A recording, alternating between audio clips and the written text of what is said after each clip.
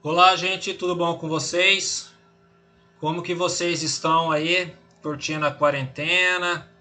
Saudade das aulas presenciais, né? Quando está em sala de aula, quer ir para casa, quando está em casa, quer voltar para a faculdade. É assim mesmo, né? Então, nossa aula de hoje, nós iremos continuar sobre capital de giro, né? Só que hoje nós iremos partir já para uma parte teórica, né? Queremos saber por que da necessidade do capital de giro, tá?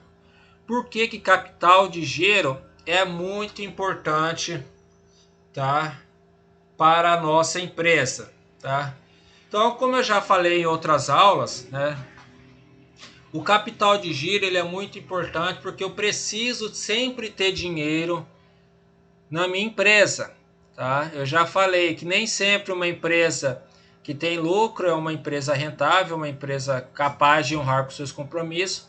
Da mesma forma que uma empresa que tem prejuízo não pode honrar os seus compromissos. Por que que às vezes uma empresa que tem lucro não consegue pagar e a que tem prejuízo consegue pagar?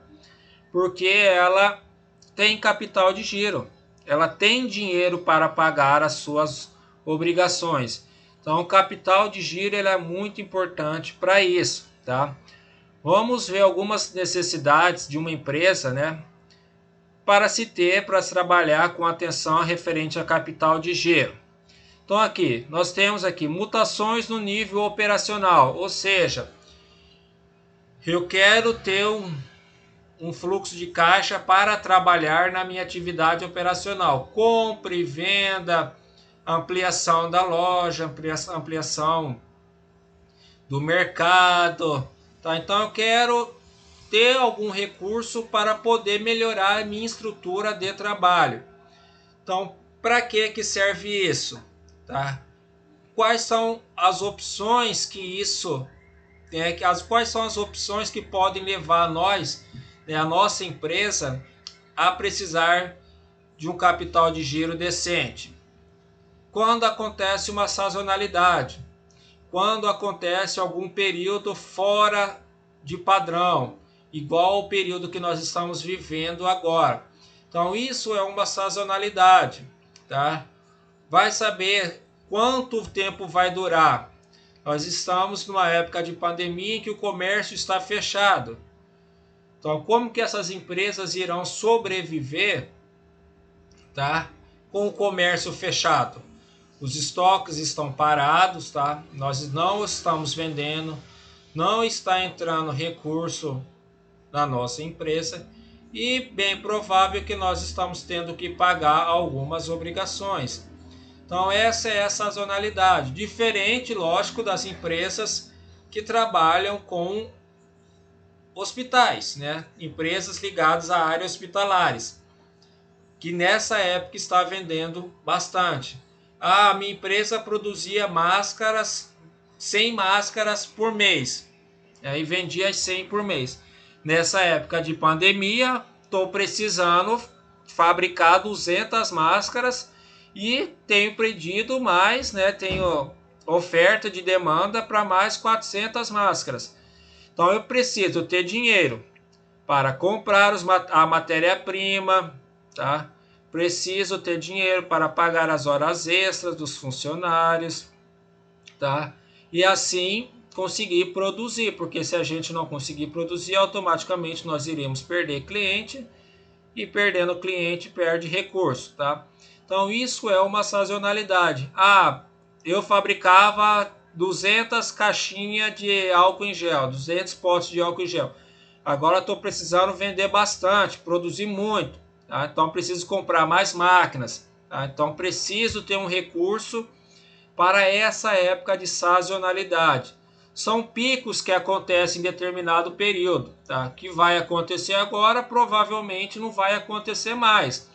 Ou acontece numa época de frio em que quem tem sorveterias, na época de frio, vai vender pouco, diferente na época de calor. Então, no calor se vende mais sorvetes do que na época de frio. Então, isso é sazonalidade.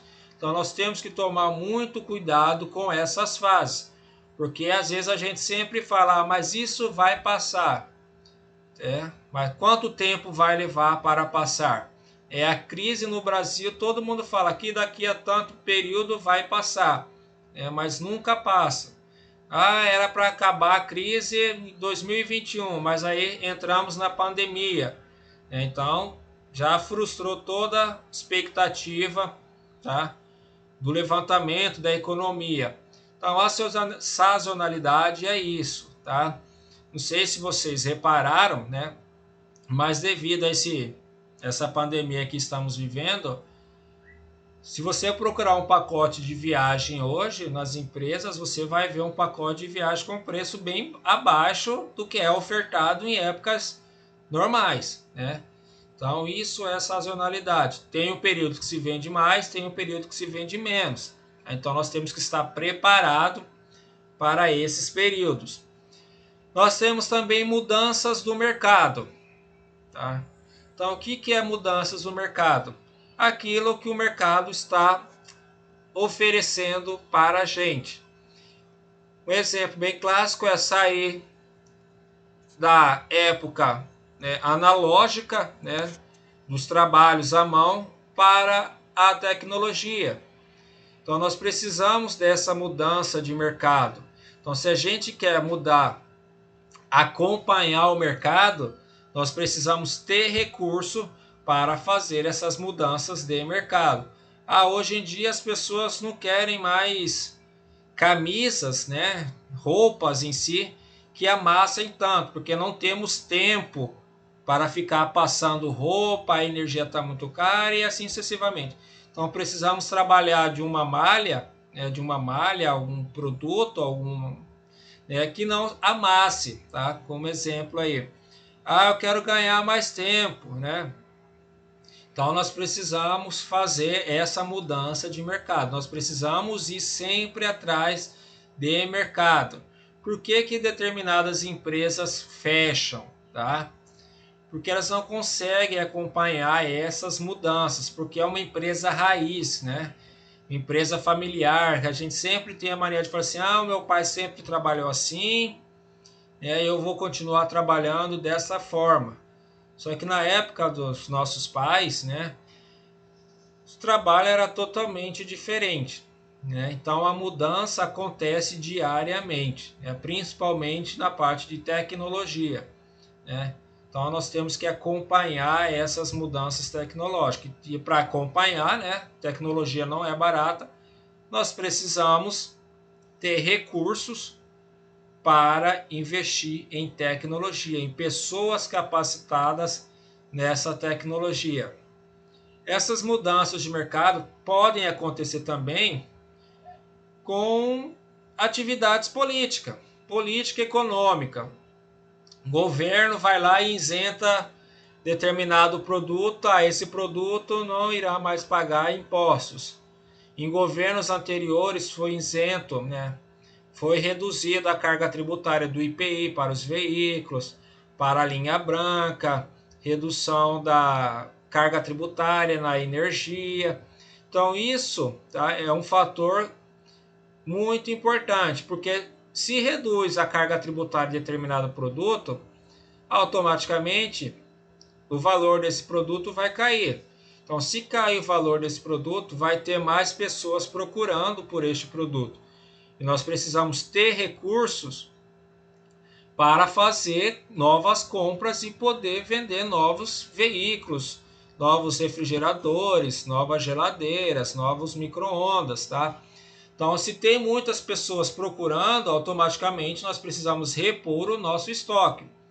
Então, a economia, a política econômica que se trabalha, né, a gente, né, é muito importante.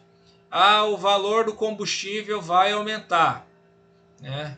Então, a gente depende de quem para o aumento. O presidente da República vai barrar, vai colocar um valor limite para o aumento, tá? Então, nós temos que tomar muito cuidado, porque dependendo se o valor do combustível aumentar ou reduzir, vai influenciar significativamente no nosso consumo. E nós precisamos, como dono de empresas, ter recurso para comprar novos estoques, né? O governo falou que vai ter uma semana que os postos de combustíveis e pessoas, né, ligadas direto ou indiretamente vai ficar isento de impostos. Então, o valor do combustível vai ser vendido a preço que é comprado. Então, consequentemente, vai ter uma procura muito grande nos postos de combustível pelo combustível, né? E a empresa vai precisar ter recurso e dinheiro, né, para comprar novas demandas de combustíveis, etanol, diesel, gasolina, tá? Então, se a política econômica mexer os seus pauzinhos lá, vai influenciar significativamente nas nossas empresas, tá? Com redução de impostos, tá? Então, se reduz o imposto, o produto fica mais barato, automaticamente as pessoas terão mais interesse naquele produto. E, consequentemente, eu vou precisar ter dinheiro para comprar novos estoques. Eu tenho um celular que quero comprar, só que ele está muito caro. Eu não tenho condições. Então o governo vai lá e fala assim, vou reduzir o IPI, a carga tributária desse celular para que todos possam ter. Celular para todos, né? Então, automaticamente, muitas pessoas vão atrás desse celular. E as empresas vão precisar trabalhar para repor esses estoques, para não faltar mercadoria. Porque se falta mercadoria, automaticamente a pessoa vai comprar no seu concorrente, né? E se falta mercadoria, provavelmente ela não vai voltar mais na sua empresa, que ela vai ficar vinculada que na sua empresa sempre faltam mercadorias, né? Então, a política econômica ela é muito importante. Isso vem lá de Brasília, vem da Assembleia Legislativa de cada estado, das câmaras legislativas, né, de cada município, né? Se teve na época em que o Uber começou a funcionar no Brasil, né? Vamos tributar o Uber, né? Porque não é justo os taxistas pagarem impostos e os Ubers não pagarem impostos, né? Então vamos tributar o Uber, né? Então tributaram o Uber, né? Aqui na minha cidade, aqui em Cuiabá, também fizeram isso. Só que os nossos governantes, em maneira nenhuma, em momento nenhum, pensou em não tributar o Uber, né? Eles não pensaram que eles poderiam abaixar a carga tributária dos taxistas. Talvez se eles abaixassem as taxas que os taxistas pagam, né?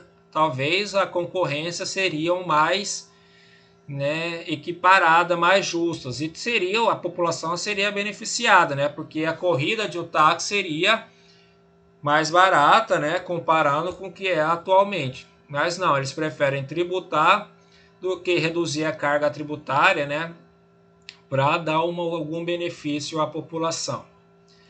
E o crescimento da empresa. Se a minha empresa pretende crescer, tá, eu preciso ter dinheiro para fazer esse crescimento. Crescimento não apenas em montar novas lojas, criar filiais, mas crescimento em atendimento, né? Eu tenho uma empresa aqui pequena que atendo só essa região, mas agora eu quero expandir para a região, né, sei lá, uma outra região. Então a minha entrega, que era restrita aqui, vai ser feita lá em outros bairros e outras regiões. Então isso é crescimento, tá? Não é necessariamente crescimento estrutural, montar novas empresas, tá? Mas é o crescimento de mercado, né? Quero atender mais clientes, quero ser mais representativo no mercado. Então, para atender mais clientes, eu preciso ter mais mercadorias, né? Eu preciso ter mais funcionários para pagar, né? Então, eu preciso ter mais fluxo de caixa para esses momentos, porque se a gente faz um investimento para crescimento, né, não necessariamente o retorno vai vir na hora, né? Então, pode demorar este retorno um pouquinho. Então, se a gente trabalha, tem essas intenções de crescer, a gente precisa de fluxo de caixa. Então, o nosso fluxo de caixa na atividade operacional é muito influenciado por esses fatores que nós falamos. Sazonalidade, né, que é o pico de determinado produto, né? Às vezes se vendem mais e às vezes não se vende nada. A mudança de mercado, exemplos que nós demos da tecnologia, serviço manual para serviço tecnológico, né? Crescimento de empresa, quero aumentar o meu mercado, vou construir novas empresas, quero aumentar somente a parte do atendimento ao cliente. E a política econômica que envolve muitas empresas. Mudanças da política financeira. Tá? Então eu quero mudar a política financeira da minha empresa. Tá? São as alterações que as empresas fazem, né? Como que eu vou mudar a política financeira da minha empresa? Em vez de dar muito prazo, eu vou vender agora mais à vista. Em vez de comprar à vista, eu vou comprar a prazo. Então isso é política financeira, tá? Que muitas vezes, né? O que acontece com a gente? Eu vou pagar tudo a passar o cartão a crédito. Então a gente passa cartão a crédito, automaticamente vai sobrar o recurso lá no banco, né? Eu vou ter recurso lá no banco para poder pagar determinadas surpresas que possam acontecer. Então, se eu pagar tudo a crédito, significa que eu vou ter o dinheiro o mês inteiro, né? Mas lógico que quando fechar o mês a gente precisa pagar esta fatura. Então, isso é mudança de política financeira. Antigamente eu dava 60 dias de prazo para os meus clientes pagarem. Não, agora eu vou reduzir para 30 dias, tá? Ou então paga 50%, né, à vista e o restante a gente pode parcelar para 30 dias. Então isso é política. Em vez de comprar, eu comprava, pagava tudo à vista. Não, agora eu vou comprar uma parte a prazo e uma parte à vista, para que sobre recurso na minha empresa. Eu comprava tudo à vista e recebia tudo a prazo. Então, se você paga os seus fornecedores, né, à vista as suas mercadorias e dá prazo para os seus clientes, você terá um problema muito sério com relação a fluxo de caixa. Você não vai ter fluxo de caixa para pagar os seus fornecedores, né? Vai ficar dependendo de que for de clientes possam ir lá e possa pagar. Chega o momento que seu fluxo de caixa vai por água abaixo. Vocês não terão mais recursos para pagar. Então essa é a mudança de política da empresa, tá? Vou mudar, em vez de dar muito prazo, vou dar um prazo mais curto, em vez de pagar à vista, vou pagar os meus fornecedores a prazo, vou pedir um prazo maior para os meus fornecedores. Eu não pago mais nada a determinada coisa. Ou então, vamos estipular os dias para os pagamentos, tá, que nós iremos realizar. Então, não se faz mais pagamento diário. Quando a gente for comprar, tem que falar para os fornecedores que os pagamentos irão ocorrer em dias específicos. Tá? Toda quinta-feira, só um exemplo, toda sexta, ou de 15 em 15 dias, só quando fechar o mês. Então isso é a política financeira, para você trabalhar melhor o seu recurso. É lógico que não adianta também ter dinheiro parado em caixa, né? Dinheiro em caixa não gera nada para a gente, é só dinheiro parado. Correto, se a gente tem dinheiro em caixa, é fazer novas aplicações para novos investimentos. Mudanças de tecnologia, tá? Pelas mudanças de implantação, pelo capital de giro, exemplo, né? Não só no ativo circulante, como no ativo permanente. Então a gente precisa, como eu já falei anteriormente, de tecnologia para facilitar as nossas vidas no dia a dia da nossa empresa, né? Então, se a gente quer tecnologia, a tecnologia é um ponto importante, tá, para gerar um retorno mais fácil para as nossas empresas, tá? Então, se a gente trabalha com tecnologia, automaticamente os nossos retornos, né, serão mais rápido do que se a gente trabalha de forma manual. Imagine você entrar numa loja em que a pessoa precisa pesquisar o preço em livro, né? Dá um exemplo aí de farmácia que tem um livro que vem os preços dos medicamentos, né? Aí você vai no caixa, o caixa pega, né, soma de cabeça. Então isso atrapalha muito, né? Porque demora o atendimento, né? E hoje em dia os clientes estão muito rigorosos com determinadas coisas. Então nós temos que investir bastante em tecnologia. E como decidir se nós precisamos ou não de um capital de giro. Então isso, né, quem trabalha na empresa, ela precisa saber se nós precisamos ou não de um capital de giro, se a minha empresa tem condições ou não de se manter, tá? E quanto, se a gente porventura precisar, de quanto que nós vamos precisar. Isso é muito importante. Nas aulas passadas nós colocamos as fórmulas lá para saber a nossa necessidade de capital de giro, né? Então isso é muito importante. É preciso saber se tem ou não essa necessidade do capital de giro. Fatores que influenciam muito, né? A incerteza e o risco. Tudo que a gente faz gera incerteza, né? Tudo que nós iremos investir vai gerar incerteza para nós, tá? Só que nós precisamos fazer este investimento, tá? Então, se a gente faz determinado investimento, nós não temos certeza se vai dar certo ou não, tá? Então, isso é muito importante, tá? Por isso que sempre é bom ter capital de giro.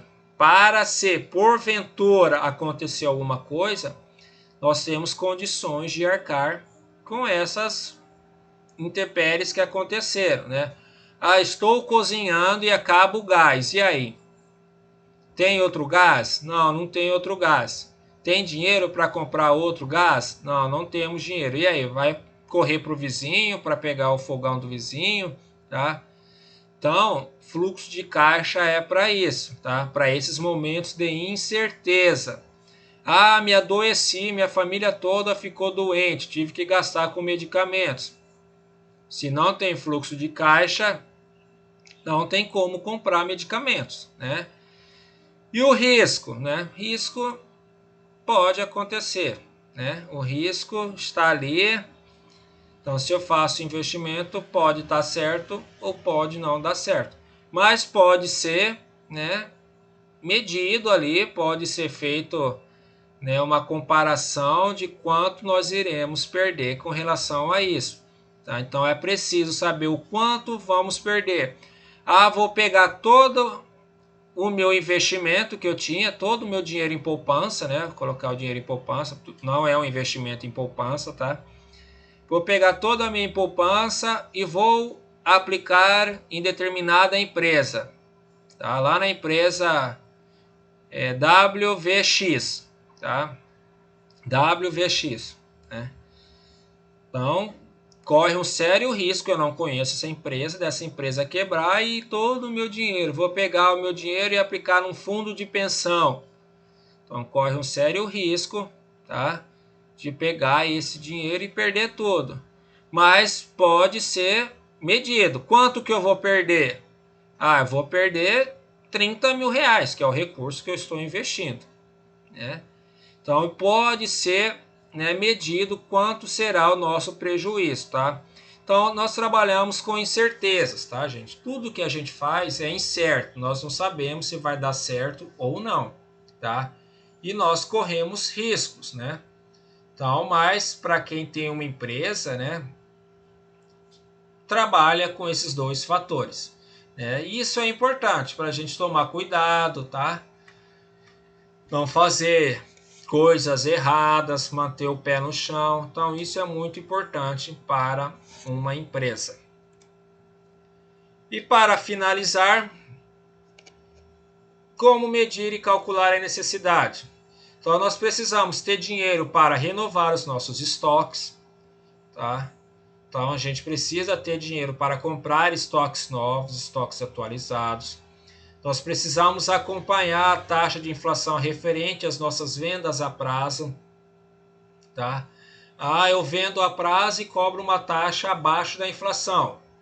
Então, significa que eu vou receber menos, tá? Eu estarei perdendo dinheiro. Ah, eu vendo a prazo e cobro uma taxa abaixo da inflação e o meu fornecedor cobra uma taxa equiparado à inflação. Então, sempre eu vou pagar a mais do que vou receber. Então, para que isso não aconteça, tá, nós precisamos fazer um estudo para recuperar essas disponibilidades. Tá? Ah, eu compro, fechei lá com o meu cliente, né, o meu cliente é de fora, vai me pagar dólar.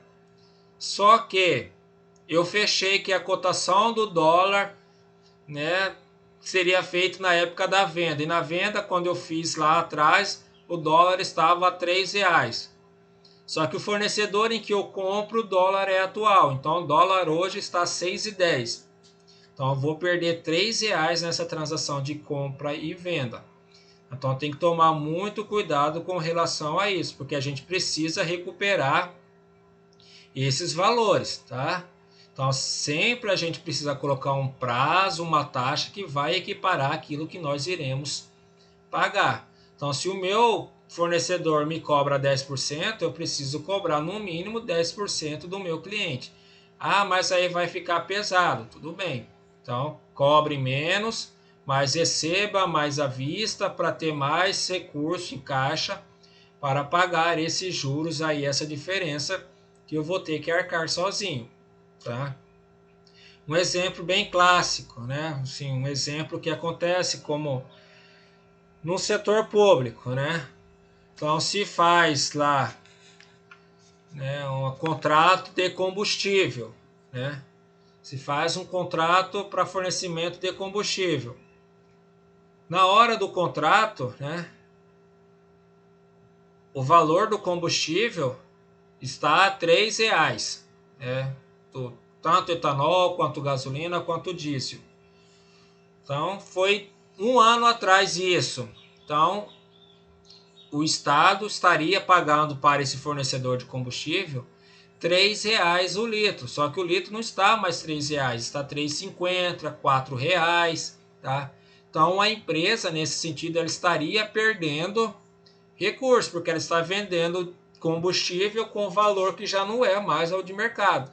Ele está comprando o valor do combustível mais caro e está vendendo mais barato, né? Então tem que tomar muito cuidado com relação a isso. Então essa foi a nossa aula referente a capital de giro. Espero que vocês tenham gostado e tenham entendido, tá? Qualquer dúvida é só me chamar e até a nossa próxima aula. Até mais. Ficar com Deus todos vocês.